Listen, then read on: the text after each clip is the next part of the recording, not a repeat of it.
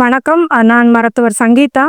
அரசினர் சித்த மருத்துவக் கல்லூரியில உதவி விரிவுரையாளரா இருக்கிறேன். இங்க நம்ம இன்னைக்கு ஒரு விழிப்புணர்வு முகாம் நடத்திட்டு இருக்கோம். இது எதுக்கு அப்படின்னா, எங்க துறையின் சார்பா நோய் அணுகா விதி ஒழுக்கத் துறையின் சார்பா நடத்திட்டு இருக்கோம். இப்போ காலகட்டங்கள்ல மனிதர்களுக்கு நிறைய நோய்கள் வர வாய்ப்புகள் நிறைய இருக்கு. அதுக்கான முக்கியமான அல்லது அடிப்படை காரணம்னு நம்ம சொல்றது உணவு தான். சித்த மருத்துவத்திலேயே உணவே மருந்துன்னு சொல்லியிருக்காங்க. ஒரு நோய் வராம தடுக்கிறதன் மூலமா அந்த நோயை நம்ம முற்றிலும் நமக்கு வராம இருக்கலாம். வந்த பிறகு ட்ரீட்மெண்ட் பண்றதை விட அந்த நோய் வராம நம்ம தடுக்கிறதுக்கான நெறிமுறைகள் சித்த மருத்துவத்துல நிறைய சொல்லியிருக்கோம். அதுல இந்த உணவு பாதுகாப்பு ரொம்ப ரொம்ப முக்கியம்.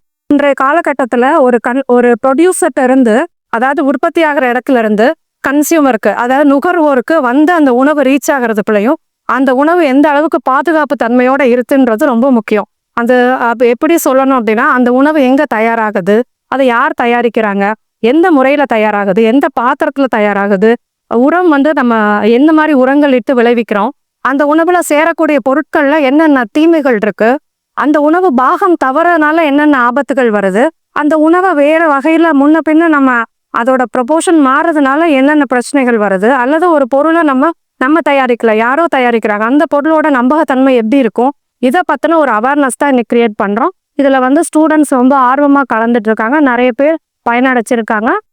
இது இந்த மாதிரி கேம்ப்ஸ் நிறைய வரணும்னு ஆசைப்படுறேன். தேங்க்யூ.